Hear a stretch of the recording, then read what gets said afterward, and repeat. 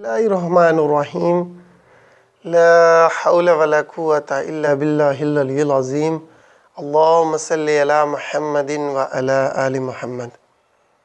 مومنین، آج بات کریں گے 3 ٹاپکس پہ۔ پہلا تو مولانا الیاس قادری اطاری صاحب صلی اللہ علیہ کی ایک سٹیٹمنٹ کچھ دن پہلے آئی، اس پر۔ نمبر 2 پہ بات کریں گے ہم نے ایک ویڈیو بنائی تھی گھوڑی سے انسان کا بچہ پیدا کرنے والے بزرگ باید الفرمید۔ آپ لکھیں گھوڑی باید الفرمید لکھیں گے تو وہ ویڈیو آ جائے گی۔ اس پر کہ وہ لوگ مانتے ہیں کہ یہ غلط ہوا، لیکن کس وجہ سے وہ رکے ہوئے ہیں اس کو ایکسیپٹ کرنے میں۔ اور نمبر 3 بایزید بستامی اور چشتی رسول اللہ، یہ سارے لوگ معاذ اللہ ان کی گستاخیوں کو مانتے ہیں، لیکن کیوں ایکسیپٹ نہیں کر رہے؟ تو پہلے آتے ہیں مولانا الیاس قادری صاحب حفظ اللہ تعالیٰ کی بات پر کہ کچھ دن پہلے ان کی ایک ویڈیو بہت وائرل ہوئی، جس میں وہ کہہ رہے تھے کہ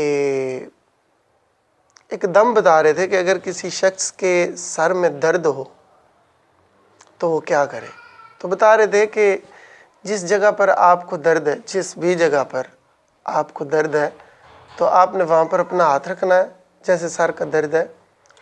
تو اس میں آپ نے کہنا ہے کہ داتا صاحب کی گھوڑی وہی اندھیری رات، کہتے ہیں یہ کوئی بزرگ ہوں گے، داتا صاحب کی گھوڑی وہی اندھیری رات۔ اب جس بندے کا جو نام ہے زید بکر علی کچھ بھی، تو کہتے ہیں زید کا درد سر کا جائے یہی ہے میری آس۔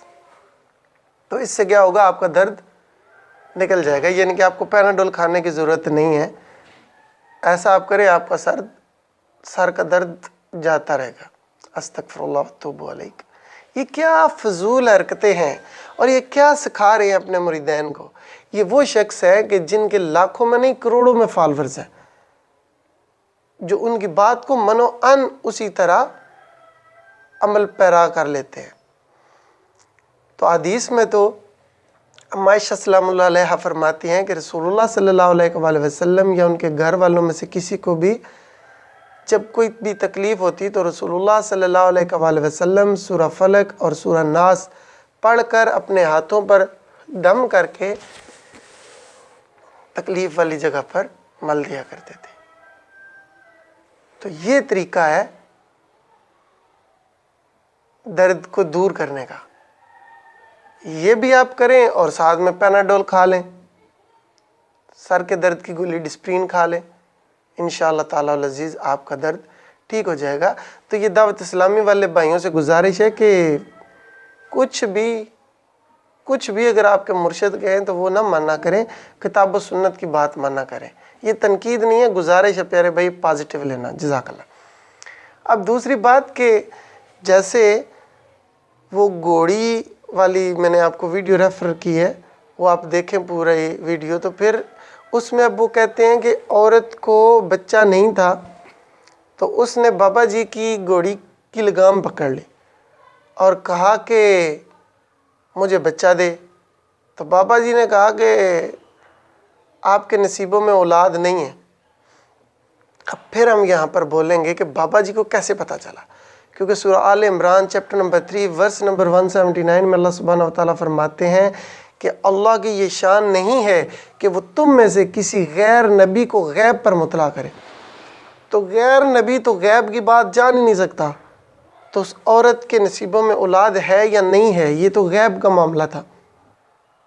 تو یہ بابے اکثر جھوٹ بولتے ہیں، جی چلتا رہتا تھا، اب نہیں چلے گا انشاءاللہ۔ تو پھر اس نے کہا عورت نے کہ اللہ نے نصیبوں میں نہیں رکھا، اسی لیے تو آپ سے مانگ رہی ہوں۔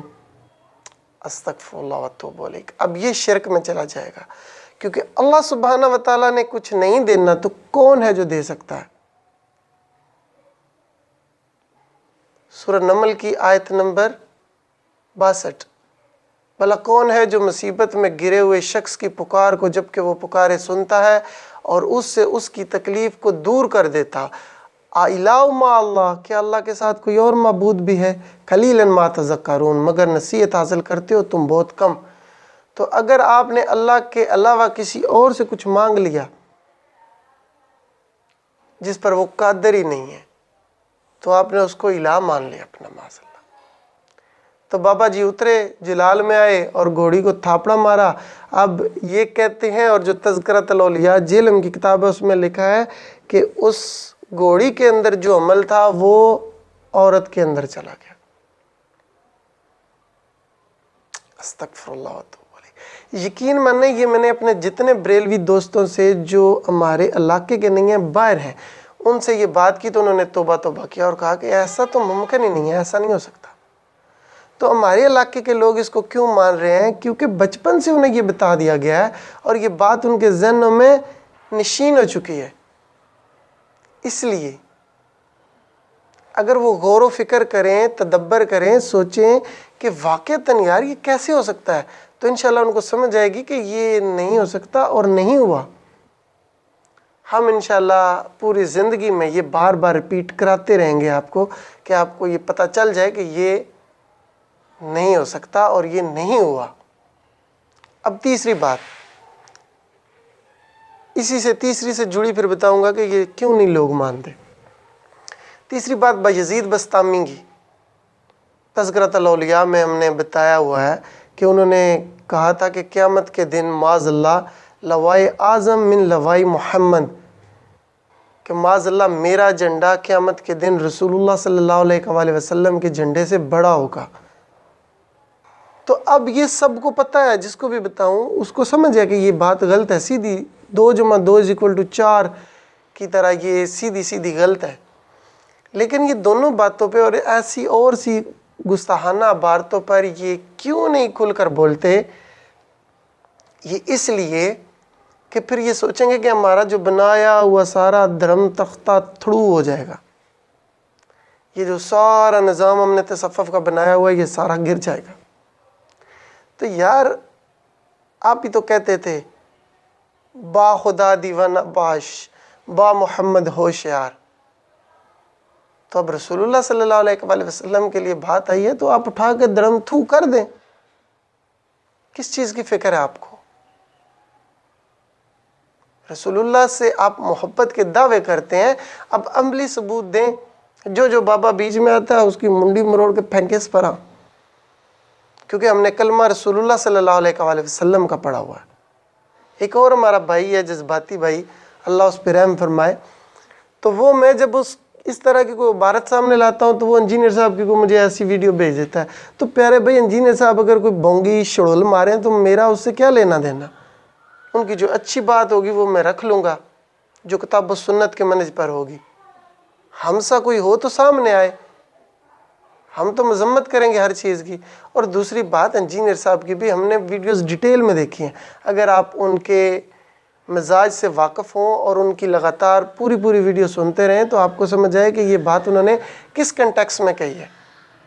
یہ چھوٹی چھوٹی ویڈیوز کاٹ کے ایسے نہیں چلے گا میرے بھائی، ہم تو وہ عبارتیں پوری سامنے لا رہے ہیں کہ یہ بتائیں اس کا کیا معاملہ ہے۔ پھر بھی انجینئر صاحب بھی ایک انسان ہے، اگر وہ کوئی غلط بات کریں گے تو ہم یقیناً ان کے خلاف کھڑے ہوں گے، کیونکہ ہم نے کلمہ اس کا پڑھا ہے جس کی قبر مدینے میں ہے صلی اللہ علیہ وآلہ وسلم۔ انجینئر صاحب کی عزت اس لیے کرتے ہیں کہ وہ ہمیں کتاب و سنت سے جوڑتے ہیں، ان کی ذاتی کسی بات کو ماننے کے ہم قائل بالکل بھی نہیں ہیں، نہ ہی شخصیت پرستی ہے ہم میں، اور نہ ہی ان کی کوئی ذاتی بات ہم مانیں گے۔ وہ جو ریفرنسز دیتے ہیں ہم 10 بار کراس چیک کرتے ہیں پھر مانتے ہیں، اگر وہ قرآن سے ہوں اور احادیث سے ہوں صحیح اسناد سے تو پھر ہم اس کو لے کے چلتے ہیں۔